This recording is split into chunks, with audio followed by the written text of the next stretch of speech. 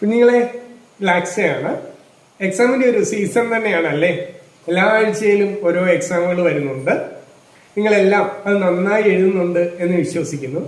അതേപോലെ തന്നെ പുതിയതായി PSC കോച്ചിങ്ങിലേക്ക് ഇറങ്ങുന്നവരുടെ ഒരു സീസൺ കൂടിയാണ്. ഒരുപാട് പേര് പുതിയതായി ജോയിൻ ചെയ്യുന്നു. എന്ത് തന്നെയാണെങ്കിലും നന്നായി പഠിക്കുക. ഗവൺമെന്റ് ജോബ് എന്ന ഡ്രീം നമുക്ക് നേടിയെടുത്തേ പറ്റൂ. കുഞ്ഞുങ്ങളെ, അപ്പൊ ഇന്ന് നമ്മള് 2025 PSC ചോദിച്ച കണക്കിലെ ചോദ്യങ്ങൾ, റീസെന്റ് ആയിട്ട് നടന്ന എക്സാമുകളിൽ ചോദിച്ച കണക്കിലെ ചോദ്യങ്ങളുടെ ഡിസ്കഷനാണ്. 6ാമത്തെ പാർട്ട് വീഡിയോ ആണ്. സ്റ്റാർട്ട് ചെയ്താലോ?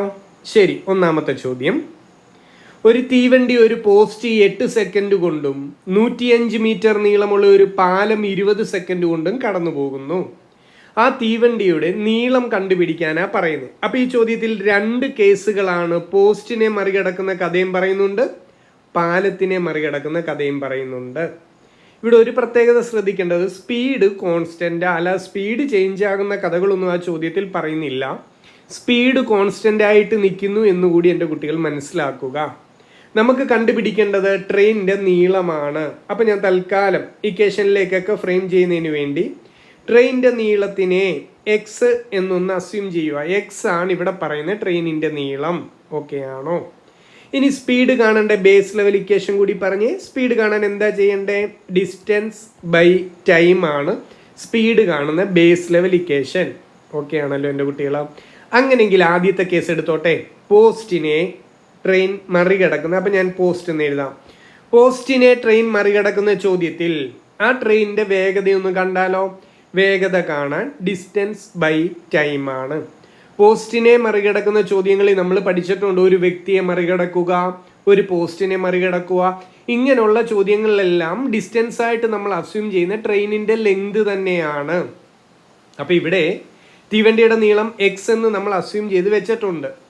അപ്പം പോസ്റ്റിനെ മറികടക്കുന്ന ആ ട്രെയിനിന്റെ വേഗത എത്ര എന്ന് ചോദിച്ചാൽ ഡിസ്റ്റൻസ് ബൈ ടൈമാ. ഡിസ്റ്റൻസിന്റെ സ്ഥാനത്ത് ട്രെയിനിന്റെ നീളമായ എക്സ് ഇടാം. എക്സ് ബൈ എത്ര സമയം കൊണ്ടാ? 8 സെക്കൻഡ് കൊണ്ടാണ്. അപ്പം പോസ്റ്റിനെ മറികടക്കുന്ന ആ ട്രെയിനിന്റെ വേഗത നമ്മൾ എഴുതി വെച്ച് എക്സ് ഡിവൈഡഡ് ബൈ 8 എന്ന് കിട്ടി. ഇനി സെക്കൻഡ് കേസ് എന്താ? ഒരു ബ്രിഡ്ജിലേക്ക്, ഒരു പാലത്തിലേക്ക് ആ ട്രെയിൻ കയറുകയാണ്. ഞാൻ ചോദിക്കട്ടെ, ഒരു ട്രെയിൻ മറികടന്നു എന്ന് പറയുന്ന കേസുകളിൽ ഡിസ്റ്റൻസ് ആയിട്ട് നമ്മൾ എടുക്കുന്ന എന്താ? ട്രെയിനിന്റെ നീളവും എടുക്കണം, പാലത്തിന്റെ നീളവും കൺസിഡർ ചെയ്യണം. ഡിസ്റ്റൻസ് ആയിട്ട് നമ്മൾ അസ്യൂം ചെയ്യുന്നത് ട്രെയിനിന്റെ നീളവും എടുക്കണം, അതിനൊപ്പം പാലത്തിന്റെ നീളവും എടുക്കണം ഡിസ്റ്റൻസ് ആയിട്ട്. ക്ലിയർ ആവുന്നുണ്ടോ ഞാൻ പറയുന്നത്? ഇവിടെ പോസ്റ്റിനെ മറികടക്കുന്ന കേസിൽ ഡിസ്റ്റൻസ് ആയിട്ട് ട്രെയിനിന്റെ നീളം മാത്രമായിരുന്നു. പക്ഷെ അങ്ങനെയല്ല. പാലത്തിനെ മറികടക്കുന്ന ചോദ്യങ്ങളിൽ ഡിസ്റ്റൻസ് ആയിട്ട് എടുക്കേണ്ടത് ട്രെയിനിന്റെ നീളവും അസ്യൂം ചെയ്യണം, അതിനൊപ്പം പാലത്തിന്റെ നീളവും നമ്മൾ കൺസിഡർ ചെയ്തേ പറ്റത്തുള്ളൂ. അപ്പൊ സെക്കൻഡ് കേസിൽ സ്പീഡ് സെയിം ആ, അപ്പൊ അതേ സ്പീഡ് കാൽക്കുലേറ്റ് ചെയ്യാനായിട്ട് പാലത്തിനെ മറികടന്ന കേസിലെ സ്പീഡ് കാൽക്കുലേറ്റ് ചെയ്യാനായിട്ട് ഡിസ്റ്റൻസ് എന്താ? ട്രെയിനിന്റെ നീളമായ എക്സ് പ്ലസ് പാലത്തിന്റെ നീളം എത്ര എന്ന് ചോദ്യം പറയുന്നുണ്ട്? 105 മീറ്റർ ആണെന്ന് ചോദ്യം പറയുന്നുണ്ട്. ഡിവൈഡഡ് ബൈ ടൈം ആണ്. എത്ര സെക്കൻഡ് കൊണ്ടാണ് പാലത്തിനെ മറികടന്നു പോയത്? 20 സെക്കൻഡ് കൊണ്ടാണ് പാലത്തിനെ മറികടന്നു പോയത്. ക്ലിയർ ആണോ? ഇത്രയും 2 കേസിലെയും സ്പീഡിന്റെ ഇക്വേഷൻ ഒന്ന് എഴുതി വെച്ചെന്നേ ഉള്ളൂ അല്ലേ? നമ്മൾ ആദ്യം തന്നെ പറഞ്ഞായിരുന്നു സ്പീഡ് കോൺസ്റ്റന്റ് ആണ്. ആദ്യത്തെ കേസിൽ എന്ത് സ്പീഡിലാണോ പോസ്റ്റിനെ മറികടന്നു പോകുന്നത് അതേ സ്പീഡിലായിരിക്കും പാലത്തിനെ മറികടക്കുന്നതും. അപ്പൊ സ്പീഡ് കോൺസ്റ്റന്റാ. അല്ലെങ്കിൽ തന്നെ നമ്മൾ ഈ ഫ്രെയിം ചെയ്ത് വെച്ചിരിക്കുന്ന ഇക്വേഷന്റെ റൈറ്റ് ഹാൻഡ് സൈഡുകൾ ഈക്വലാ. അപ്പൊ ഇവന്മാരെ രണ്ടുപേരും കൂടെ അങ്ങ് ഇക്വേറ്റ് ചെയ്താൽ പോരായോ? അപ്പൊ ഞാൻ എഴുതി വെക്കുകയാണ്. ആ 2 ഇക്വേഷൻ ഇക്വേറ്റ് ചെയ്യുമ്പോൾ നമുക്ക് ഇങ്ങനെ എഴുതാം. എക്സ് ബൈ 8 എന്ന് പറയുന്നത് ആർക്ക് തുല്യമാ? എക്സ് പ്ലസ് 105 ബൈ 20 തുല്യമാണ്. ഓക്കെ ആണോ എൻ്റെ കുഞ്ഞുങ്ങൾക്ക്? ക്ലിയർ ആയോ? ഇനി ഒന്ന് ക്രോസ് മൾട്ടിപ്ലൈ ചെയ്താൽ പോരെ. അപ്പം ഞാനിവിടെ ഈ സൈഡിൽ ഇക്വേഷനും ഇവിടുത്തെ ഇക്വേഷനും ബാലൻസ് ചെയ്യുക ചെയ്തത്. അപ്പുറം ഇപ്പുറം എടുത്ത് ഇക്വേറ്റ് ചെയ്യുന്നു. 2ഉം സ്പീഡിൻ്റെ ഇക്വേഷനാണ് ഞാൻ എഴുതി വെച്ചിരിക്കുന്നത്.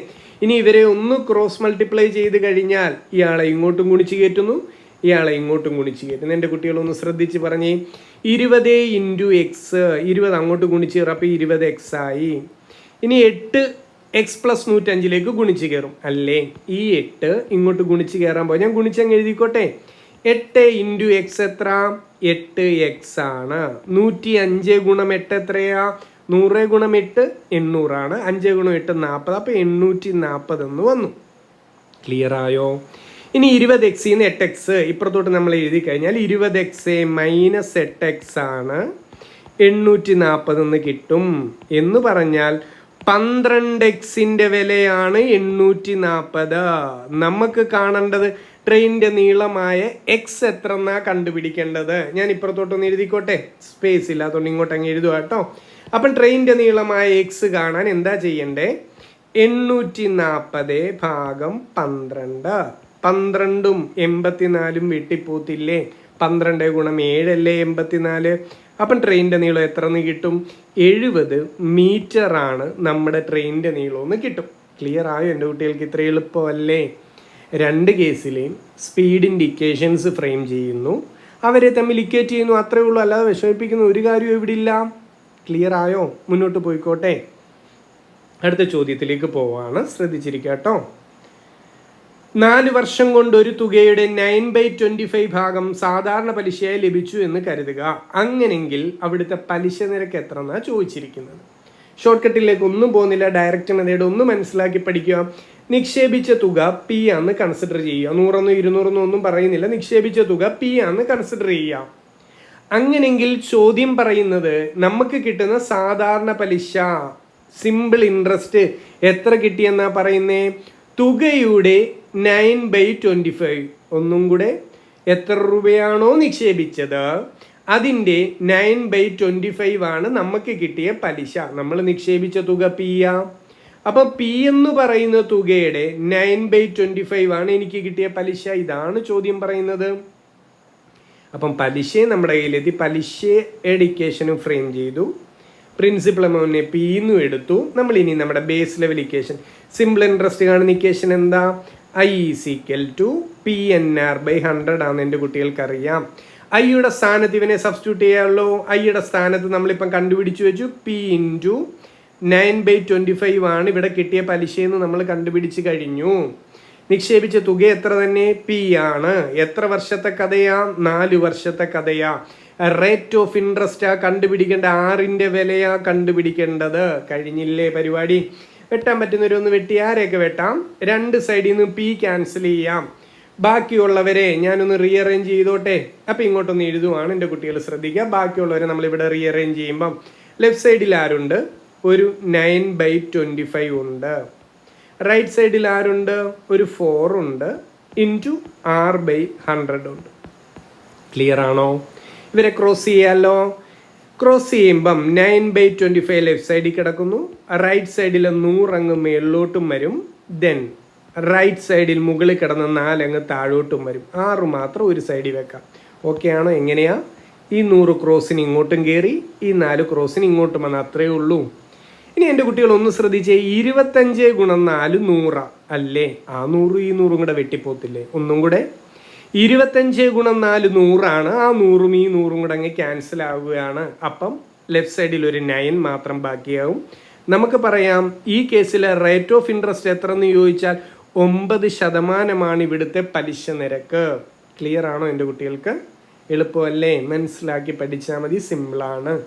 നിക്ഷേപിച്ച തുക എന്താണോ അതിൻ്റെ 9/25 പലിശ കിട്ടിയെന്നാണ് പറയുന്നത്. നിക്ഷേപിച്ച തുകയെ പി എന്നൊന്ന് അസ്യൂം ചെയ്യുക. പിയുടെ 9/25 പലിശ കിട്ടി, അത്രയേ ഉള്ളൂ. പിന്നെ നമ്മുടെ ബേസ് ലെവൽ ഇക്വേഷനിലോട്ട് അങ്ങ് സബ്സ്റ്റിറ്റ്യൂട്ട് ചെയ്യാമെന്ന് അവിടെ 6 കണ്ടുപിടിക്കുന്നു. ബുദ്ധിമുട്ടിക്കുന്ന കാര്യങ്ങളൊന്നും ഇല്ല അവിടെ. അടുത്ത പറഞ്ഞോട്ടെ. അടുത്ത ചോദ്യം, A14C എന്നത് തുക 42 വരുന്ന ഒരു സമാന്തര ശ്രേണിയിലെ തുടർച്ചയായ 3 സംഖ്യകളാണ്. പിന്നെ പറയുന്നത് A-5ഉം 14ഉം A+Cയും ഒരു സമഗുണിത ശ്രേണിയിൽ ആയാൽ സമാന്തര ശ്രേണിയിൽ ആ സംഖ്യകൾ കണ്ടുപിടിക്കാനാണ്. ഓക്കെ, നമുക്ക് 2 കേസാണ് കിടക്കുന്നത്, ഓരോന്നോരോന്നായിട്ട് എടുത്ത് ഡിസ്കസ് ചെയ്യാം. ആദ്യം എന്താ പറയുന്നത്? എയും 14ഉം സിയും സമാന്തര ശ്രേണിയിലെ തുടർച്ചയായ 3 പദങ്ങളാണ്. അതിലുപരി പറയുന്നുണ്ട് അവരുടെ തുക 42. അപ്പം നമുക്ക് എഴുതി വെക്കാം, എയും രണ്ടാമത്തെ പദമായ 14ഉം മൂന്നാമത്തെ പദമായ സിയും കൂട്ടുമ്പോഴാണ് എത്ര കിട്ടുന്നത്? 42 കിട്ടുന്നത്. അപ്പം എ പിയുടെ കഥയാണ് ഞാൻ ഇവിടെ എഴുതാം. സമാന്തര ശ്രേണി എ പിയുടെ കഥയാണ് നമ്മൾ ആദ്യം ഡിസ്കസ് ചെയ്യുന്നത്. ശരി, ഇവിടുന്ന് എന്തു പറയാം? വേരിയബിൾസിനെ എല്ലാം ഒരു സൈഡിലിട്ടാൽ A+C എത്രാന്ന് ചോദിച്ചാൽ 42 മൈനസ് 14. അപ്പോൾ എ പ്ലസ് സിയുടെ വില എൻ്റെ കുട്ടികൾ പറ. 42 14 പോയാൽ 28. അപ്പോൾ ഫസ്റ്റ് സെൻറ്റൻസിൽ നിന്ന് നമുക്ക് ഇത്രയൊക്കെ കാര്യങ്ങൾ എഴുതാൻ പറ്റും. ഇനി രണ്ടാമത്തെ സെൻറ്റൻസ്, അവിടെ ജി പിയുടെ കഥയാ പറയുന്നത് അല്ലേ? സമഗുണിത ശ്രേണി എന്ന് വെച്ചാൽ ഗുണിച്ച് ഗുണിച്ച് മുന്നോട്ട് പോകുന്ന ശ്രേണി, അല്ലെങ്കിൽ ജി പി ആണ്, ജോമെട്രിക് പ്രോഗ്രഷൻ ആണ്. എന്താ അവിടെ പറയുന്നത്? അവിടെ പറയുന്നത് ആ ജോമെട്രിക് പ്രോഗ്രഷൻ്റെ ടേംസ് ആരൊക്കെയാണെന്നാ പറഞ്ഞേ? ഒരു A-5, പിന്നെ 14, A + C. അതാണ് ഈ ജി പിയിലെ പദങ്ങൾ. ഞാൻ എൻ്റെ കുട്ടികളോടൊന്ന് ചോദിക്കട്ടെ, A + സിയുടെ വില 28 നമുക്കറിയാം. അതിനെ കൊണ്ട് ഈ സ്ഥാനത്ത് അങ്ങിടരുതോ? A + C 28 കഴിഞ്ഞ സ്റ്റേജിൽ നിന്നേ നമ്മൾ കണ്ടുപിടിച്ചതാണ്. അപ്പം ഞാൻ പറയുന്നത് ഈ A + സിയുടെ സ്ഥാനത്തേക്ക് 28 അങ്ങ് സബ്സ്റ്റിറ്റ്യൂട്ട് ചെയ്യാനാണ് പറയുന്നത്.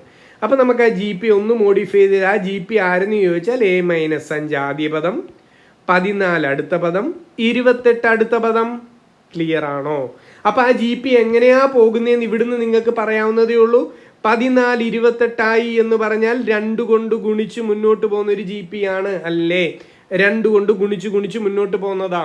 അപ്പം എൻ്റെ കുട്ടികൾക്ക് ചിന്തിക്കാം, ഈ A-5നെയും ഈ A-5നെയും 2 കൊണ്ട് ഗുണിക്കുമ്പോഴാണല്ലോ 14 കിട്ടേണ്ടത്. ജി പി അല്ലേ? ഒരേ പദം ഗുണിച്ച് ഗുണിച്ചാണ് ഇവർ മുന്നോട്ട് പോകുന്നത്. അപ്പം A-5 എന്ന് പറഞ്ഞ ഫസ്റ്റ് ടേമിനെയും 2 കൊണ്ട് ഗുണിച്ചപ്പോഴാണ് 14 കിട്ടിയത്. അപ്പം ഞാനിങ്ങനെ എഴുതിക്കോട്ടെ, A-5 എന്ന ഫസ്റ്റ് ടേമിനെ 2 കൊണ്ട് ഗുണിക്കുമ്പോഴാണ് രണ്ടാമത്തെ പദമായ 14 കിട്ടേണ്ടത്. അപ്പം A-5 ആരാന്ന് ചോദിച്ചാൽ 14/2 7. അപ്പം A ആരാ എൻ്റെ കുട്ടികളെ? 7 + 5, എയുടെ വില 12 കിട്ടി. ഓക്കെ ആണോ? നമുക്കറിയേണ്ടത് എന്താ? ആ സമാന്തര ശ്രേണിയിലെ സംഖ്യകൾ ആരൊക്കെയാണോ അവരെയാ കണ്ടുപിടിക്കേണ്ടത്. അപ്പം ഞാൻ ഇവിടെ എഴുതുകയാണ്, സമാന്തര ശ്രേണിയിലെ സംഖ്യകൾ എയും 14ഉം സിയും ആണെന്ന് ചോദ്യം നമ്മളോട് പറയുന്നുണ്ട്. A 12 ഇപ്പം കണ്ടുപിടിച്ചു. അപ്പം 12 ആദ്യ പദം, അടുത്ത പദം 14 എന്ന് പറഞ്ഞാൽ 2 കൂട്ടി കൂട്ടി മുന്നോട്ട് പോകുന്നൊരു ശ്രേണിയാ. അപ്പൊ അടുത്തത് ആരാ? 2 കൂട്ടി വെക്ക് 16. ഈ പറയുന്ന സമാന്തര ശ്രേണിയിലെ പദങ്ങൾ 12ഉം 14ഉം 16ഉമാണ്. ക്ലിയർ ആയോ എൻ്റെ കുട്ടികൾക്ക്? മനസ്സിലായല്ലോ? മുന്നോട്ട് പോയിക്കോട്ടെ. എ പി എന്ന് പറഞ്ഞാൽ ഒരേ പദം കൂട്ടിക്കൂട്ടി മുന്നോട്ട് പോകും. ജി പി എന്ന് പറയുമ്പം ഒരേ പദം ഗുണിച്ചു ഗുണിച്ചു മുന്നോട്ട് പോകും. ആ 2 ലോജിക്ക് ഇവിടെ യൂസ് ചെയ്തിട്ടുള്ളൂ. സിമ്പിളാന്നേ. അടുത്ത ചോദ്യം, 2 സംഖ്യകളുടെ തുക 18, വ്യത്യാസം 10, അവയുടെ ഗുണനഫലം എന്താണ്? ഈ ഒരു ഏരിയയിൽ നിന്ന് കുറേ ചോദ്യങ്ങൾ ഇപ്പം 2025 വന്നു കഴിഞ്ഞു. തുക തന്നിട്ടുണ്ട്, സമ്മ് തന്നിട്ടുണ്ട്. എത്രയാ? 18. പിന്നെന്ത് തന്നിട്ടുണ്ട്? ഡിഫറൻസ് തന്നിട്ടുണ്ട്. ഏതോ 2 സംഖ്യയുണ്ട്, ആ സംഖ്യയുടെ സമ്മും ഡിഫറൻസും തന്നിട്ടുണ്ട്. നമ്മൾ ഷോർട്ട് കട്ട് പഠിച്ചിട്ടുണ്ടല്ലോ. 2 സംഖ്യകളുടെ തുകയും ഡിഫറൻസും അവൈലബിൾ ആണെങ്കിൽ ആ സംഖ്യകളിൽ വലിയവനെ കണ്ടുപിടിക്കാൻ എന്താ ചെയ്യണ്ടേ? ഈ സമ്മും ഡിഫറൻസും കൂട്ടിയിട്ട് 2 കൊണ്ട് അങ്ങ് ഹരിച്ചാൽ മതി. എന്താ? നമുക്ക് കണ്ടുപിടിക്കേണ്ട സംഖ്യകളിൽ വലിയവനെ കാണാൻ സമ്മും ഡിഫറൻസും കൂട്ടുന്നു, 2 കൊണ്ട് ഹരിക്കുന്നു. അങ്ങനെങ്കിൽ ചെറിയവനെ കാണാൻ എന്തായിരിക്കും ചെയ്യണ്ടേ? സമ്മും ഡിഫറൻസും കുറയ്ക്കുന്നു, 2 കൊണ്ട് ഹരിക്കുന്നു. കൂട്ടി 2 കൊണ്ട് ഹരിച്ചാൽ വലിയ സംഖ്യ കിട്ടും, കുറച്ച് 2 കൊണ്ട് ഹരിച്ചാൽ ചെറിയ സംഖ്യ കിട്ടും. അങ്ങനെങ്കിൽ എൻ്റെ കുട്ടികൾ പറ, ഇവിടുത്തെ വലിയ സംഖ്യ ആരെന്ന് ചോദിച്ചാൽ സമ്മും ഡിഫറൻസും കൂട്ടുന്നു, 18ഉം 10ഉം കൂട്ടുന്നു, 2 കൊണ്ട് ഹരിക്കുന്നു. 18ഉം 10ഉം 28. 28/2 14 ഇവിടുത്തെ വലിയ സംഖ്യ. ഇവിടുത്തെ ചെറിയ സംഖ്യ ആരെന്ന് ചോദിച്ചാലോ 18 - 10/2. 18 നിന്ന് 10 പോയാൽ 8 8/2 4. ഇവിടുത്തെ ചെറിയ സംഖ്യ 4. നമുക്ക് എന്താ കണ്ടുപിടിക്കേണ്ടത്? ചെറുതും വലുതും അല്ല കണ്ടുപിടിക്കേണ്ടത്. നമുക്ക് കണ്ടുപിടിക്കേണ്ടത് ആ സംഖ്യകൾ ആരാണോ അവരുടെ ഗുണനഫലമാ. ഒരു സംഖ്യ 14 എന്ന് കിട്ടി, അടുത്ത ആൾ 4 എന്ന് കിട്ടി. ഇവന്മാരെ ഗുണിക്കുമ്പോൾ എത്ര കിട്ടും? 14 × 4. ഈ ചോദ്യത്തിൻ്റെ ആൻസർ 56 ആണ്, 56 ആണ്. ഓക്കെ ആയോ എൻ്റെ കുട്ടികൾ? ക്ലിയർ ആണല്ലോ? മുന്നോട്ട് പോയിക്കോട്ടെ. അടുത്ത ചോദ്യം, 280 ഓറഞ്ചുകൾ ആൺകുട്ടികൾക്കും പെൺകുട്ടികളും അടങ്ങുന്ന 50 പേർക്ക് വിതരണം ചെയ്തപ്പം ആൺകുട്ടികൾക്ക് 5 ഓറഞ്ചും പെൺകുട്ടികൾക്ക് 7 ഓറഞ്ചും വീതം ലഭിച്ചു. പെൺകുട്ടികളുടെ എണ്ണം എത്രയാണ് ആ ക്ലാസ്സിൻ്റെ എന്നാണ് ചോദിച്ചിരിക്കുന്നത്. ടോട്ടൽ 50 ഉണ്ട്, അതിൽ ബോയ്സും ഗേൾസും ഉണ്ട്. അപ്പം പെൺകുട്ടികളുടെ എണ്ണമാ കാണണ്ടേ, ഗേൾസിൻ്റെ എണ്ണമാ കാണണ്ടേ. തൽക്കാലം ഗേൾസിൻ്റെ എണ്ണത്തിനെ ഞാൻ എക്സ് എന്നൊന്ന് വിളിച്ചോട്ടെ. ഈ എക്സ് ആണ് കണ്ടുപിടിക്കേണ്ടത്. മൊത്തം 50 പേരുണ്ട്. അങ്ങനെയെങ്കിൽ എൻ്റെ കുട്ടികൾ പറ, ഗേൾസിൻ്റെ എണ്ണം എക്സ് എന്ന് എടുക്കുമ്പം തന്നെ നമുക്ക് ഒരു കാര്യം കൂടെ എഴുതാമല്ലോ. ആ ക്ലാസ്സിൽ ബാക്കി ബോയ്സ് ആണ്. ടോട്ടൽ 50 ആണ്. അതിൽ എക്സ് ഗേൾസ് എന്ന് പറഞ്ഞാൽ ബാക്കി ബോയ്സിൻ്റെ എണ്ണം എത്ര? 50 മൈനസ് എക്സ് ആണ് ബോയ്സിൻ്റെ എണ്ണം. ക്ലിയർ ആയോ? ടോട്ടൽ 50 അല്ലേ. എക്സ് ഗേൾസ് എന്ന് പറഞ്ഞാൽ ബാക്കി ബോയ്സ് 50 മൈനസ് എക്സ് ബോയ്സ് അവിടെ ഉണ്ട്. ഇനി എന്താ ചോദ്യത്തിൽ പറയുന്നത്? ആൺകുട്ടികൾക്ക് 5 ഓറഞ്ച് വീതം കിട്ടി. ആൺകുട്ടികളുടെ എണ്ണം എത്ര? അതേണ്ട ഇപ്പം എഴുതി വെച്ചല്ലോ, 50 മൈനസ് എക്സ്. ശരി, 50 മൈനസ് എക്സ് എന്ന ആൺകുട്ടികൾക്ക് എത്ര ഓറഞ്ച് വീതം കിട്ടി? 5 ഓറഞ്ച് വീതം കിട്ടി. ഇനി പെൺകുട്ടികളുടെ കഥ എന്താ? എക്സ് പെൺകുട്ടികളാ ഉള്ളത്. 7 ഓറഞ്ച് വീതം ലഭിച്ചു. അപ്പൊ എക്സ് പേർക്കും 7 എണ്ണം വീതം ലഭിച്ചു. ക്ലിയർ ആയോ? ഇത് കൂട്ടുമ്പോഴാണ് ടോട്ടൽ ഓറഞ്ചിന്റെ കൗണ്ടായി എത്ര കിട്ടേണ്ടത്. ടോട്ടൽ ഓറഞ്ച് എത്ര? 280 ഓറഞ്ചാ. ക്ലിയർ ആയോ? ഇവിടുന്ന് എക്സ് അങ്ങ് കണ്ടുപിടിച്ചാൽ പോരെ. നമുക്ക് പ്രൊസീഡ് ചെയ്യാം. ബ്രാക്കറ്റ് ഒന്ന് ഓപ്പൺ ചെയ്തേ. 5 അകത്തോട്ട് ഗുണിച്ച് കയറുമ്പം 250 മൈനസ് 5x പ്ലസ് എക്സ് ഗുണം 7 7x ആണെന്ന് എൻ്റെ കുട്ടികൾക്ക് അറിയാം. അതാണ് 280. ഒന്ന് റീഅറേഞ്ച് ചെയ്താൽ 7x-ന്ന് 5, ഞാൻ ഇവിടെ പറയുന്നത് എൻ്റെ ഈ ഓപ്പറേഷൻ. 7x-ന്ന് 5x പോയാൽ എത്ര? 2x. 2x എന്ന് പറയുന്നത് 280. ഇടത് സൈഡിൽ കിടന്ന 250 ഞാൻ അങ്ങോട്ട് വിടുമ്പോൾ മൈനസ് 250 ആകും. അപ്പം 2x-ന്റെ വില എത്ര എന്ന് കിട്ടും? 30 എന്ന് കിട്ടും. അവിടെ നിന്നുകൊണ്ട് പറയാം, എക്സ് എന്ന് പറയുന്ന ഗേൾസിൻ്റെ കൗണ്ട് എത്രയെന്ന് ചോദിച്ചാൽ 30 ഭാഗം 2. ആ 50 കുട്ടികളുള്ളതിൽ 15 കുട്ടികളും പെൺകുട്ടികളാണ് എന്നിവിടെ ഇന്ന് പറയാവുന്നതേ ഉള്ളൂ. എക്സിൻ്റെ വില 15. ക്ലിയർ ആയോ? എളുപ്പമല്ലേ? അടുത്ത ചോദ്യത്തിലേക്ക് പോയാലോ? നമുക്ക് സിമ്പിളാന്നേ, ഒന്നുമില്ല, കാര്യങ്ങളൊന്നും മനസ്സിലാക്കാം. ആദ്യം തന്നെ കൗണ്ട് തെറ്റിക്കാതെ എടുക്കണം. ഗേൾസിൻ്റെ എണ്ണം എക്സ് ആണ്. ടോട്ടൽ 50 ഉണ്ട്. അപ്പോൾ ഉറപ്പാണ് ബാക്കി 50-ൽ ബാക്കി എക്സ് കഴിഞ്ഞ് ബാക്കിയുള്ളത് ബോയ്സ്. അപ്പോൾ 50 മൈനസ് എക്സ് ബോയ്സ് ഉണ്ട്. ബോയ്സിന് 5 ഓറഞ്ച് കിട്ടി. 50 മൈനസ് എക്സ് ബോയ്സിനും 5 ഓറഞ്ച് കിട്ടി. ഗേൾസിന് 7 ഓറഞ്ച് വീതമാണ് കിട്ടിയത്. ഇത് കൂട്ടുമ്പോഴാണല്ലോ ടോട്ടൽ കൗണ്ടായ 280 കിട്ടേണ്ടത്. അവരെ ഒന്ന് റീഅറേഞ്ച് ചെയ്താൽ മതിയെന്നേ. നിങ്ങളെ ബുദ്ധിമുട്ടിക്കുന്ന ഒരു കാര്യവും അവിടെ ഇല്ല. പറയട്ടെ അടുത്തത്. ക്ലിയർ ആണല്ലോ എൻ്റെ കുട്ടികൾക്ക്? ശരി. ഒരു ബഹുഭുജത്തിൻ്റെ കോണുകളുടെ ആകെത്തുക 8100 ആണെങ്കിൽ അതിന് എത്ര വശങ്ങളുണ്ടെന്ന്? അപ്പോൾ ഒരു പോളിഗണിലെ ആംഗിൾസിൻ്റെ ടോട്ടൽ സം ആണ് തന്നിരിക്കുന്നത്. ഇൻറ്റേർണൽ ആംഗിൾസിൻ്റെ സം ആണ് തന്നിരിക്കുന്നത് 8100. ഞാൻ ചോദിക്കട്ടെ, ഒരു ബഹുഭുജത്തിൻ്റെ ഇൻറ്റേർണൽ ആംഗിൾസിൻ്റെ സമ്മ് കാണുന്ന ഇക്വേഷൻ എന്താ? വശങ്ങൾ എന്ന് അസ്യൂം ചെയ്ത് കഴിഞ്ഞാൽ സമ്മ് കാണുന്ന ഇക്വേഷൻ n-2 × 180 ആണ്. അപ്പോൾ ഇതിൻ്റെ ഫലമാണ്, ഇതിൻ്റെ റിസൾട്ടാണ് നമുക്ക് കിട്ടിയ 8100. n-2 × 180 ആണ് 8100. അങ്ങനെങ്കിൽ n ആണ് വശങ്ങളുടെ എണ്ണം കേട്ടോ. n-2 എത്ര എന്ന് ചോദിച്ചാൽ 8100 ഡിവൈഡഡ് ബൈ 180. ഓരോ സീറോസ് ക്യാൻസൽ ആകും. അപ്പോൾ n-2 എത്ര എന്ന് ചോദിച്ചാൽ 810 ഡിവൈഡഡ് ബൈ 18.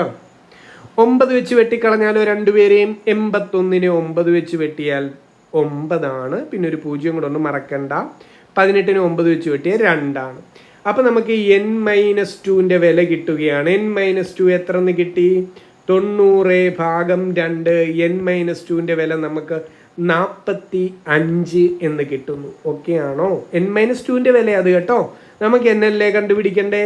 അപ്പം എത്രയാ? 45 പ്ലസ് 2, എന്നിൻ്റെ വില 47. 47 വശങ്ങളുള്ള ഒരു ബഹുഭുജത്തിൻ്റെ കോണുകളുടെ തുകയാണ് 8100. അത്രയേ ഉള്ളൂ. അപ്പോൾ ഇക്വേഷൻ മറക്കണ്ട കേട്ടോ.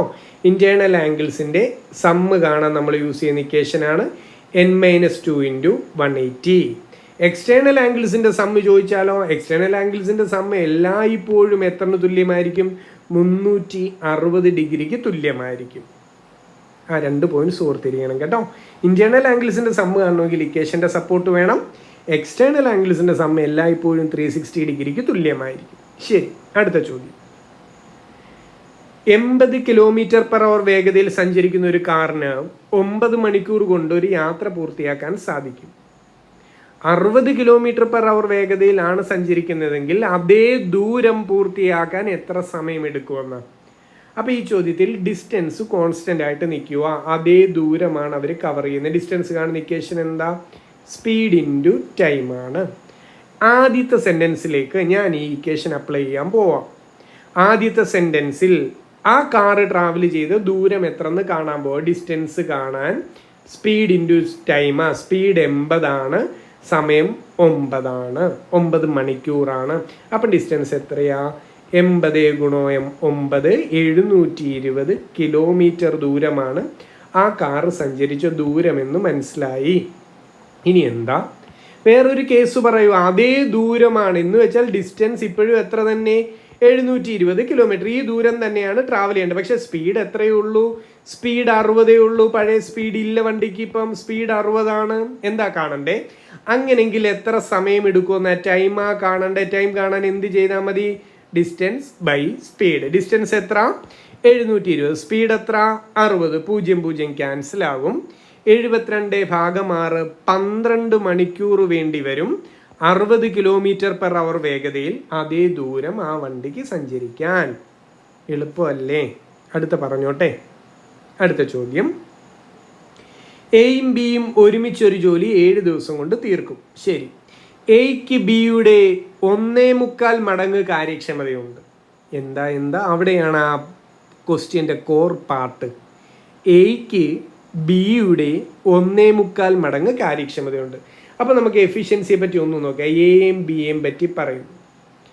എയുടെ കാര്യക്ഷമത ബിയുടെ 1.25 മടങ്ങെന്നാണ് പറയുന്നത്. അപ്പം ബിയുടെ കാര്യക്ഷമത ഞാൻ ഒന്നൊന്ന് എടുക്കട്ടെ. അതിൻ്റെ 1.25 മടങ്ങ് 1 × 1 & 3/4 എത്രയാണ്? അപ്പോൾ എയുടെ കാര്യക്ഷമത 1.25 കിട്ടും. ബിക്ക് എന്ത് കാര്യക്ഷമതയുണ്ടോ അതിൻ്റെ 1.25 മടങ്ങ് എയ്ക്കുണ്ടെന്നാണ് പറഞ്ഞ. ബിയുടെ കാര്യക്ഷമത ഞാൻ ഒന്നൊന്ന് എടുത്തു. അപ്പോൾ എയുടെ കാര്യക്ഷമത അതിൻ്റെ 1.25. ക്ലിയർ ആയോ? മിക്സഡ് ഫ്രാക്ഷൻ അല്ലേ, സാധാ ഫ്രാക്ഷൻ ആക്കി. 1 4 4 3 7. അപ്പോൾ എയുടെ കാര്യക്ഷമത 7/4 എന്നും ബിയുടെ കാര്യക്ഷമത 1 എന്നും എഴുതാം. ഈ ഫ്രാക്ഷൻ മാറ്റുന്ന എപ്പോഴും നല്ലതായിരിക്കും. 4 കൊണ്ട് അപ്പുറം ഇപ്പുറം ഒന്ന് ഗുണിച്ചോട്ടെ. 4 കൊണ്ട് ഇയാളെയും ഗുണിക്കുന്നു, ഇയാളെയും ഗുണിക്കാനാണ് ഞാൻ പറഞ്ഞു. അപ്പോൾ എന്താ വരുന്നത്? ഇവിടുത്തെ 4 4 ക്യാൻസൽ ആകും. അപ്പോൾ നമുക്ക് എയുടെ കാര്യക്ഷമത 7 എന്നും ബിയുടെ കാര്യക്ഷമത 4 എന്നും എടുക്കാം. ക്ലിയർ ആയോ? എയുടെ കാര്യക്ഷമത 7 ആണ്, ബിയുടെ കാര്യക്ഷമത 4 ആണ്. ഏറ്റവും സിമ്പിളായിട്ട് പറയാവുന്നതേ ഉള്ളൂ. അങ്ങനെയെങ്കിൽ ഞാനൊന്ന് ചോദിക്കോട്ടെ, എ പ്ലസ് ബിയുടെ കാര്യക്ഷമത എത്ര? 7 4 കൂട്ടിയാൽ 11. എയുടെ കാര്യക്ഷമത 7, ബിയുടെ 4. അപ്പോൾ എ പ്ലസ് ബിയുടെ 7 4 11. ഇനി എന്താ ചോദ്യത്തിൽ പറയുന്നത്? എ പ്ലസ് ബി ഒരുമിച്ച് ആ ജോലി 7 ദിവസം കൊണ്ട് തീർത്തു. അങ്ങനെങ്കിൽ ഇവിടുത്തെ ടോട്ടൽ വർക്ക് എത്ര എന്ന് ഞാൻ കാണാൻ പോവാം. എ പ്ലസ് ബിയുടെ എഫിഷ്യൻസി 11. 7 ദിവസം കൊണ്ട് ഒരു ജോലി തീർത്തു എന്ന് പറയുമ്പോൾ ഇവിടുത്തെ ടോട്ടൽ വർക്ക് 11 × 7 77 ഇവിടെ ചെയ്യാനുള്ള ആകെ ജോലി. എന്താ നമുക്കറിയണ്ടേ? ഇത്രയും ക്ലിയർ ആണേ. എയുടെ എഫിഷ്യൻസി 7, ബിയുടെ 4. അപ്പം ടോട്ടൽ 11. അടുത്ത സ്റ്റെപ്പ് എഫിഷ്യൻസി എല്ലാവരുടെയും കിട്ടിക്കഴിഞ്ഞു. അങ്ങനെങ്കിൽ ഇവിടെ ചെയ്യാനുള്ള ആകെ ജോലി എത്ര എന്ന് നോക്കാൻ പോവാം. 11 എഫിഷ്യൻസി ഉള്ള എ പ്ലസ് ബി 7 ദിവസം കൊണ്ട് ഒരു ജോലി തീർത്തു എന്ന് പറയുമ്പോൾ അവിടുത്തെ ടോട്ടൽ വർക്ക് 11 × 7 77. ഇനി എന്താ നമുക്കറിയണ്ടേ? ഈ ജോലി ടോട്ടൽ വർക്കായ 77 എന്ന ടോട്ടൽ വർക്ക് എ എത്ര ദിവസം കൊണ്ട് ഒറ്റയ്ക്ക് തീർക്കുമെന്നാ. അപ്പോൾ എക്ക് ചെയ്യാനുള്ള ടോട്ടൽ വർക്ക് 77. എയുടെ എഫിഷ്യൻസി എത്ര? എയുടെ എഫിഷ്യൻസി 7 നമുക്കറിയാം. അപ്പോൾ 7 എഫിഷ്യൻസി ഉള്ള എ 77 ജോലി എത്ര ദിവസം കൊണ്ട് ചെയ്തു തീർക്കുമെന്ന് ചോദിച്ചാൽ 11 ദിവസം കൊണ്ട് എ ആ ജോലി ചെയ്തു തീർക്കും. 77/7 11. ക്ലിയർ ആയോ എൻ്റെ കുട്ടികൾക്ക്? സിമ്പിൾ അല്ലേ? മുന്നോട്ട് പോയിക്കോട്ടെ. അടുത്ത ചോദ്യം. എക്സ് വൈ എന്നീ സംഖ്യകളുടെ വ്യൂൽക്രമങ്ങളുടെ ശരാശരി എത്രയാണ്? 2025 വ്യൂൽക്രമത്തിനെ കണക്ട് ചെയ്ത് 2-3 ചോദ്യങ്ങൾ വന്നു കഴിഞ്ഞു. ഓക്കെ, എളുപ്പമാണ്. എക്സ് വൈ എന്നീ സംഖ്യകളുണ്ട്. ഇവരുടെ വ്യൂൽക്രമം എത്ര? 1/x-ഉം 1/y ആണ്. എക്സിൻ്റെയും വൈൻ്റെയും വ്യൂൽക്രമം എത്രയെന്ന് ചോദിച്ചാൽ 1/x-ഉം 1/y. ചോദ്യം എന്താ? ശരാശരി കാണാനാ. വ്യൂൽക്രമങ്ങളുടെ ശരാശരി കാണാൻ ആവറേജ് കാണുന്ന ഇക്വേഷൻ എന്താ? തുകയെ എണ്ണം കൊണ്ട് ഹരിച്ചാൽ ആവറേജ്. അപ്പം നമുക്ക് ആദ്യം തുക കാണാം. വ്യുൽക്രമങ്ങളുടെ തുക കാണാൻ പോവാ 1/x plus 1/y divided by എത്ര പേരുണ്ട് ഇവര്? 2 പേരുണ്ട്. ഈ 2 പേരുടെ കഥയായി പറയുന്നത്. ശരി, പ്രൊസീഡ് ചെയ്യാമല്ലോ. ഇനി എങ്ങനെയാ ഇവന്മാരെ ഗുണിക്കുന്ന ഒന്ന് ശ്രദ്ധിച്ച് പറഞ്ഞേ. ഇയാൾ ക്രോസിന് ഇങ്ങോട്ടും കയറും, ഇയാൾ ക്രോസിന് ഇങ്ങോട്ടും കയറും അല്ലേ? അപ്പോൾ X plus Y divided by താഴെ എന്താ ഇവരെ ഗുണിച്ച് എഴുതണം എക്സ് വൈ. അപ്പം നമുക്ക് ഇവരെ ഗുണിക്കുമ്പം X plus Y divided by ഇനി ഡിനോമിനേറ്ററിനെ ഗുണിച്ചങ്ങ് എഴുതിയാൽ മതിയല്ലോ എക്സ് വൈ. താഴെ ആരുണ്ട്? ഒരു 2 ഉണ്ട്, അത് മറക്കണ്ട കേട്ടോ. ഇതിൻ്റെ അടിയിൽ ഒരു 2 ഉണ്ട്. ആ ഡിനോമിനേറ്ററിലേക്ക് ആ 2 അങ്ങ് ചെല്ലും. അപ്പം നമുക്ക് എഴുതാം X plus Y divided by 2xy എന്ന് കിട്ടും. ഓക്കെ ആണോ? അപ്പോൾ എക്സ് വൈ എന്നീ സംഖ്യകളുടെ വ്യുൽക്രമങ്ങളുടെ ശരാശരിയാണ് നമ്മൾ ഈ കണ്ടുപിടിച്ച് വെച്ചിരിക്കുന്നത് X plus Y divided by 2xy. Clear ആയോ? ഡിനോമിനേറ്ററിലുള്ള ഈ 2 വിട്ടുപോകല്ലേ, അത് ഇങ്ങോട്ട് അങ്ങ് കയറുന്നേ ഉള്ളൂ. അത് 2xy ആയിട്ട് മാറി, അത്രേ ഉള്ളൂ. സിമ്പിൾ അല്ലേ? ഒന്ന് മനസ്സിലാക്കി പഠിച്ചാൽ മതി കേട്ടോ, എളുപ്പമാണേ. അടുത്ത പറയാം നമുക്ക്. എക്സ് മൈനസ് 1/xന്റെ വില 2 ആണെങ്കിൽ എക്സ് സ്ക്വയർ പ്ലസ് 1/x²ന്റെ വില കാണാനാ. ഇതേ പാറ്റേൺ ഡിഗ്രി ലെവൽ എക്സാമിനും ചോദിച്ചു, ജനറൽ എക്സാമിനും ചോദിച്ചു. ഇമ്പോർട്ടൻസ് കൊടുത്ത് പഠിക്കുക. ഡയറക്റ്റ് മെത്തേഡ് ഒന്ന് പറഞ്ഞോട്ടെ. ചോദ്യം പറയുന്നു എക്സ് മൈനസ് 1/xന്റെ വില 2 ആണ്. ഞാൻ എൻ്റെ കുട്ടികളോട് പറയുന്നത് ഇവന്മാരെ 2 സൈഡും അങ്ങ് സ്ക്വയർ ചെയ്യാനാ. എന്ന് പറഞ്ഞാൽ ഇവനെയും സ്ക്വയർ ചെയ്യുക, ഇവനെ സ്ക്വയർ ചെയ്യുമ്പോൾ ഉറപ്പായിട്ട് അപ്പുറത്ത് സ്ക്വയർ ചെയ്യണമല്ലോ, ഇല്ലെങ്കിൽ വിലകളിൽ മാറ്റം വരുമല്ലോ. ഇത് ഏത് ഫോമിലാണ് കിടക്കുന്നത്? A minus B the whole square. Expansion എന്താ? A square minus 2ab plus B square. നിങ്ങൾക്ക് അറിയാവുന്ന കഥയാണ്. എയുടെയും ബിയുടെയും സ്ഥാനത്ത് എക്സും 1/x കിടക്കുന്നു. എന്നാൽ ഒന്ന് സബ്സ്റ്റിറ്റ്യൂട്ട് ചെയ്ത് പറഞ്ഞേ. A square X square minus 2ab. അപ്പം 2x into 1/x plus A square minus 2ab plus B square. ബിയുടെ സ്ഥാനത്ത് ആരാ? 1/x ആ കിടക്കുന്നത്, അതിൻ്റെ സ്ക്വയർ. അപ്പം 1/x square that should be equal to 2ന്റെ സ്ക്വയർ എത്രയാ? 4. ഇനി ഒന്ന് ശ്രദ്ധിച്ചു, ഇവിടെ ഒരു ക്യാൻസലേഷൻ കിടപ്പുണ്ടല്ലോ. ഈ എക്സും ഈ എക്സും ക്യാൻസൽ ആകും. ബാക്കിയുള്ളവരെ ഒന്ന് റീഅറേഞ്ച് ചെയ്താൽ X square minus 2 plus 1/x² വില എത്ര എന്ന് കിട്ടി? 4 എന്ന് കിട്ടി. എന്താ കണ്ടുപിടിക്കേണ്ടത് വേണ്ടി ലെഫ്റ്റ് സൈഡിൽ കിടക്കുന്ന എക്സ് സ്ക്വയർ പ്ലസ് 1/x² വില എത്ര? എന്ത് ചെയ്താൽ മതി? 4 മൈനസ് 2. നമ്മുടെ ആൻസർ എത്രയാ? -2 ഇപ്പുറത്ത് ചെല്ലുമ്പോൾ +2. ലെഫ്റ്റ് സൈഡിൽ -2 അല്ലേ കിടന്നേ, അത് അപ്പുറത്തോട്ട് ചെല്ലുമ്പോൾ +2 ആയി. 4 + 2 നമ്മുടെ ആൻസർ 6. ക്ലിയർ ആയോ എൻ്റെ കുട്ടികൾക്ക്? ഡയറക്റ്റ് മെത്തേഡിലാണ് ഞാനത് പറഞ്ഞത്. ഷോർട്ട് കട്ടിലൊന്ന് പറഞ്ഞോട്ടെ. ഷോർട്ട് കട്ട് ഇഷ്ടപ്പെടുന്നവർക്ക് വേണ്ടി ഷോർട്ട് കട്ടിലൂടെ പറയാം. ഷോർട്ട് കട്ട് ഇത്രയേ ഉള്ളൂ. ചോദ്യത്തിൽ പറയുന്നു എക്സ് മൈനസ് 1/xന്റെ വില 2 ആണ്. ഞാൻ ജനറലൈസ് ചെയ്ത് എ എന്നങ്ങ് പറയട്ടെ. എക്സ് മൈനസ് 1/xന്റെ വില എ ആണെങ്കിൽ എക്സ് സ്ക്വയർ പ്ലസ് 1/x² വില കാണാൻ എൻ്റെ കുട്ടികൾ ചെയ്യേണ്ടത് ഈ പറയുന്ന എ അങ്ങ് സ്ക്വയർ ചെയ്യണം. ഓക്കെ ആണോ? ഇനി നിങ്ങൾ നോക്കേണ്ടത് ഇവിടുത്തെ ചിഹ്നം എന്താ? ഇവിടുത്തെ ചിഹ്നം മൈനസാ. അതിൻ്റെ ഓപ്പോസിറ്റ് ഇങ്ങോട്ട് എടുക്കുക, പ്ലസ്. ഒരു 2 കൂടെ ചെയ്താൽ മതി. അത് തന്നെയല്ലേ നമ്മൾ ഇവിടെ ചെയ്തേ. ഇവിടെ എയുടെ സ്ഥാനത്ത് 2 ആയിരുന്നു. 2നെ സ്ക്വയർ ചെയ്ത് 4 ആക്കി, 2 കൂട്ടി വെച്ചു, നമ്മുടെ ആൻസറായി. ഇതേ പാറ്റേൺ ഒരു കേസും കൂടെ ഉണ്ട്, അതും കൂടെ ഒന്ന് പറയുക ഞാൻ. ഇപ്പം നമുക്ക് തന്നിരിക്കുന്നത് എക്സ് പ്ലസ് 1/x ആണെങ്കിലോ, എക്സ് പ്ലസ് 1/xന്റെ വില എ ആണെന്ന് കരുതുക. നമ്മളോട് എക്സ് സ്ക്വയർ പ്ലസ് 1/x² വില കാണാൻ പറഞ്ഞാൽ ഞാൻ നേരത്തെ പറഞ്ഞതുപോലെ ഇവനെ എടുത്തു സ്ക്വയർ ചെയ്യണം. ശരി, എ സ്ക്വയർ ചെയ്തു. ഇവിടുത്തെ ചിഹ്നം എന്താ? പ്ലസ്സാ. അതിൻ്റെ ഓപ്പോസിറ്റ് ഇടണം. അപ്പോൾ ഇവിടെ എന്താ ഇടണ്ടേ? -2. ക്ലിയർ ആണോ? ഈ 2 കേസും ഒരുപാട് തവണ റിപ്പീറ്റ് ചെയ്താണ്. എൻ്റെ കുട്ടികളൊന്ന് ശ്രദ്ധിച്ച് പഠിച്ചു വെക്കുക. മുന്നോട്ട് പോകാമല്ലോ നമുക്ക്. അടുത്ത ചോദ്യം. 120 മീറ്റർ സ്ക്വയർ ഉപരിതല വിസ്തീർണമുള്ള കട്ടിയായ ഒരു ഗോളത്തിനെ മുറിച്ച് 2 അർദ്ധഗോളമാക്കിയാൽ അതിൻ്റെ ഉപരിതല വിസ്തീർണം എത്ര എന്നാ? അതിന് മുമ്പ് ഞാൻ ചോദിക്കട്ടെ, ഒരു സ്പിയറിൻ്റെ ഉപരിതല വിസ്തീർണം കാണുന്ന ഇക്വേഷൻ പറ. 4πr². അതിനെ മുറിച്ച് 2 ഹെമിസ്ഫിയർ ഉണ്ടാക്കി കഴിയുമ്പം ഈ ഹെമിസ്ഫിയറിൻ്റെ ഉപരിതല വിസ്തീർണം കാണുന്ന ഇക്വേഷനും കൂടെ പറഞ്ഞേ. അത് 3πr². അപ്പോൾ ഇവിടെ തന്നിരിക്കുന്ന 120 എന്തെന്ന് ചോദിച്ചാൽ ഗോളത്തിൻ്റെ ആണ്, ഗോളത്തിൻ്റെ ഉപരിതല വിസ്തീർണം. അപ്പം നമുക്ക് എഴുതി വെക്കാം 4πr² എന്ന ഗോളത്തിൻ്റെ ഉപരിതല വിസ്തീർണമാണ് തന്നിരിക്കുന്ന 120. കണ്ടുപിടിക്കേണ്ടത് എന്താ? 3πr² എന്ന ഹെമിസ്ഫിയറിൻ്റെ വിസ്തീർണം എത്ര വരുമെന്നാണ് കണ്ടുപിടിക്കേണ്ടത്. സിമ്പിൾ അല്ലേ, വേറൊന്നും ചിന്തിക്കേണ്ടെന്നേ. ഇവിടെ കയറി ക്രോസ് മൾട്ടിപ്ലൈ ചെയ്യേണ്ട കുട്ടികളാണ്. അപ്പോൾ എന്താ വരുന്നത്? 3πr² into 120 divided by 4πr² എന്ന് വരും. πr² മുകളിലും താഴെ അങ്ങ് വെട്ടിപ്പോകും. ബാക്കി 3 ഇൻറ്റു 120 ഭാഗം 4.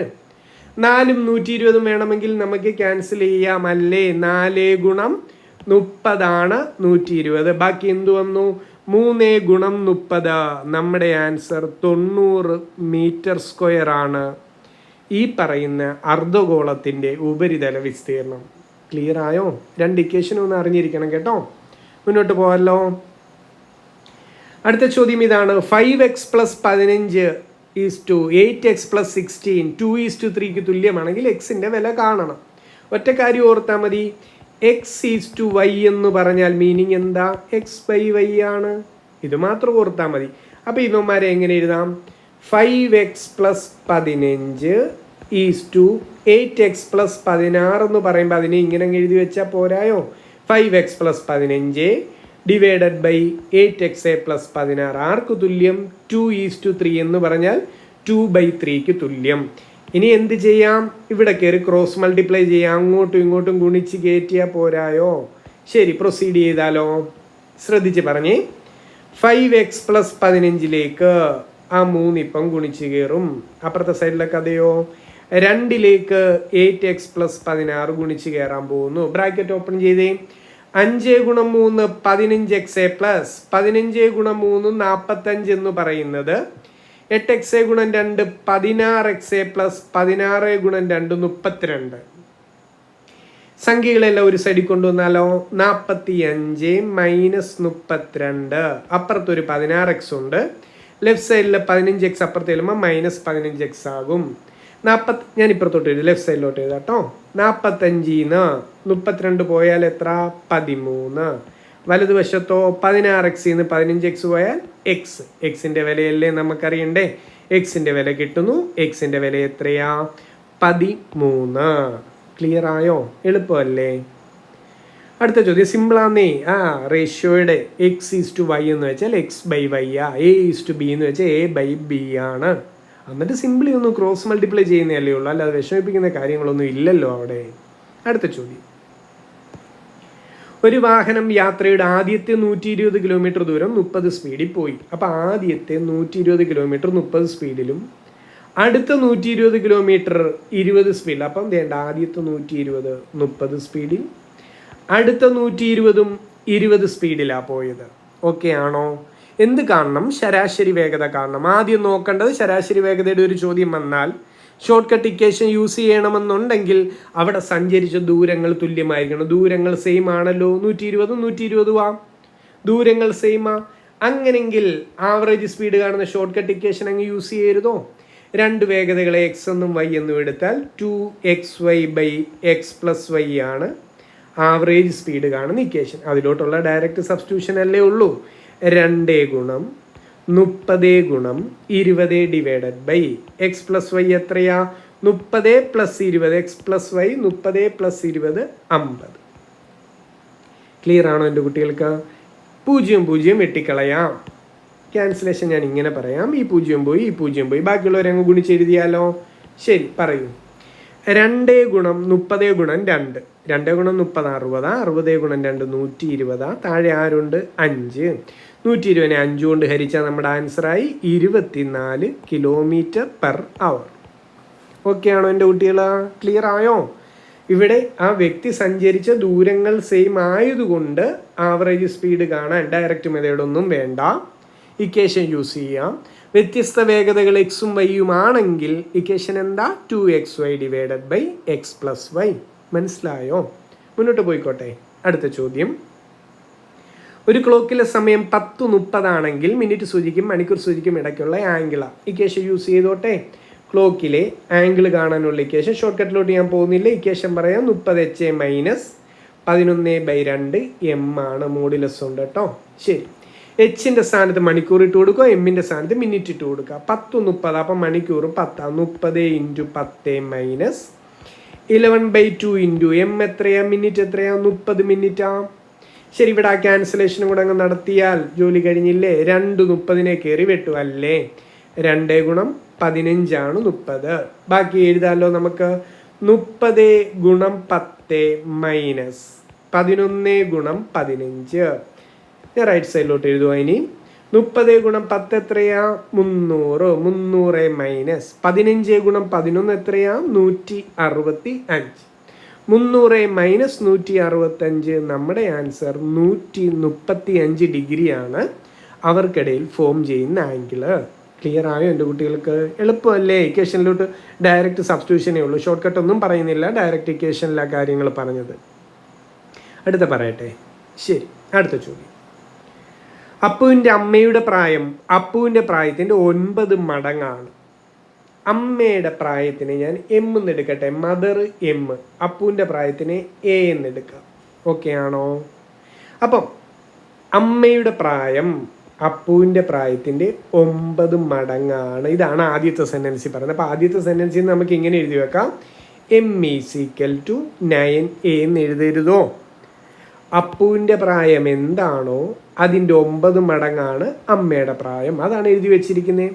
ഇനി എന്താ പറയുന്നത്? രണ്ടാമത്തെ സെൻറ്റൻസിൽ 9 വർഷം കഴിഞ്ഞുള്ള കഥയാണ് പറയുന്നത്. എൻ്റെ കുട്ടികൾ പറ, 9 വർഷം കഴിഞ്ഞു എന്ന് പറയുമ്പോൾ അമ്മയ്ക്ക് 9 വയസ്സ് കൂടി. അമ്മയ്ക്ക് ഇപ്പോൾ എം ആ പ്രായം. അപ്പോൾ 9 വയസ്സും കൂടി കൂട്ടിയെന്ന് വെച്ചാൽ എം പ്ലസ് 9 അപ്പുവിന് ഇപ്പോൾ എ ആ പ്രായം. 9 വർഷം കഴിയുമ്പോൾ അപ്പുവിൻ്റെ പ്രായം എ പ്ലസ് 9 ആകും. ശരി, 9 വർഷം കഴിയുമ്പോൾ റിലേഷൻ എന്താ? 9 വർഷം കഴിയുമ്പോൾ ഇത് 3 മടങ്ങായി മാറും. എന്ന് പറഞ്ഞാൽ 9 വർഷം കഴിഞ്ഞുള്ള അമ്മയുടെ പ്രായം 9 വർഷം കഴിഞ്ഞുള്ള അപ്പുവിൻ്റെ പ്രായം എന്താണോ അതിൻ്റെ 3 മടങ്ങെന്നാണ് പറഞ്ഞിരിക്കുന്നത്. എൻ്റെ ഇത്രയേ ഉള്ളൂ. ഒന്നും കൂടെ ഉറപ്പിച്ചേ. 9 വർഷം കഴിഞ്ഞുള്ള അമ്മയുടെ പ്രായം ഇതാ, 9 വർഷം കഴിഞ്ഞുള്ള അപ്പുവിൻ്റെ പ്രായം ഇതാ. റിലേഷൻ എന്താ? 9 വർഷം കഴിയുമ്പം അപ്പുവിന് എന്ത് പ്രായമുണ്ടോ അതിൻ്റെ 3 മടങ്ങായിരിക്കും അമ്മയുടെ പ്രായം. ഇതേണ്ട എഴുതി വെച്ച് കഴിഞ്ഞു. നമുക്ക് എന്താ കാണണ്ടേ? അപ്പുവിൻ്റെ പ്രായമാണ് കാണേണ്ടത്. എ എന്ന പാരാമീറ്ററിൻ്റെ വിലയാണ് അറിയേണ്ടത്. ശരി, ഈ എമ്മിനെ അങ്ങ് മാറ്റിയേക്കാവല്ലോ. എമ്മിൻ്റെ സ്ഥാനത്ത് എന്തിട്ട് കൊടുക്കുക? എം ആരാന്നറിയാം. എം 9a തുല്യമാണെന്നറിയാം. അപ്പോൾ ആ 9a കൊണ്ടുവന്ന് എമ്മിൻ്റെ സ്ഥാനത്ത് സബ്സ്റ്റിറ്റ്യൂട്ട് ചെയ്യാനാണ് ഞാൻ പറയുന്നത്. ഓക്കെ, പ്രൊസീഡ് ചെയ്യട്ടെ. എമ്മിൻ്റെ സ്ഥാനത്ത് 9a plus 9 that should be equal to, bracket അങ്ങ് ഓപ്പൺ ചെയ്താലോ, 3-നെ ഗുണിച്ച് കയറ്റിയേ. 3a പ്ലസ് 9 ഗുണം 3 27. ശരി, എയുടെ ആൾക്കാരില്ല ഒരു സൈഡിൽ വരട്ടെ. 9a മൈനസ് 3a 27 മൈനസ് 9 എന്ന് വരും. ഇത്ര ഓക്കെ ആണോ? ഇനി ലെഫ്റ്റ് സൈഡ് പറയൂ. 9 3 കുറച്ചാൽ എത്രയാ? 6a. 6യുടെ വില ആർക്ക് തുല്യം? 27 മൈനസ് 9 18. 6a 18 എങ്കിൽ എ എത്രയാ? 18 ഭാഗം 6. എയുടെ വില 3 എന്ന് പറഞ്ഞാൽ അപ്പുവിൻ്റെ ഇപ്പോഴത്തെ പ്രായം എത്ര എന്ന് ചോദിച്ചാൽ 3 വയസ്സാണ് അപ്പുവിൻ്റെ ഇപ്പോഴത്തെ പ്രായം. ക്ലിയർ ആയോ? ഡയറക്റ്റ് മെത്തേഡിലാണ് ഈ ചോദ്യം നമ്മൾ പ്രൊസീഡ് ചെയ്തത്. മനസ്സിലായോ ഇത്രയും കാര്യങ്ങൾ? അപ്പം കുറേയേറെ ചോദ്യങ്ങൾ നമുക്ക് ഇന്ന് ഡിസ്കസ് ചെയ്യാൻ പറ്റി. എൻ്റെ കുട്ടികൾക്കെല്ലാം മനസ്സിലായി എന്ന് വിശ്വസിക്കുന്നു. അപ്പം എല്ലാ ദിവസവും ഞാൻ പറയുന്നത് പോലെ തന്നെ, എല്ലാ പ്രാവശ്യവും പറയുന്നത് പോലെ തന്നെ കണക്കിനെ ഇഷ്ടപ്പെട്ട് പഠിക്കുക, മനസ്സിലാക്കി പഠിക്കുക. എളുപ്പമാണെന്നേ. അപ്പോൾ വീണ്ടും അടുത്ത വീഡിയോ ആയിട്ട് കാണാം. എൻ്റെ കുട്ടികളെല്ലാവരും നന്നായി പഠിക്കുക, മുന്നോട്ട് പോവാം. Okay, thank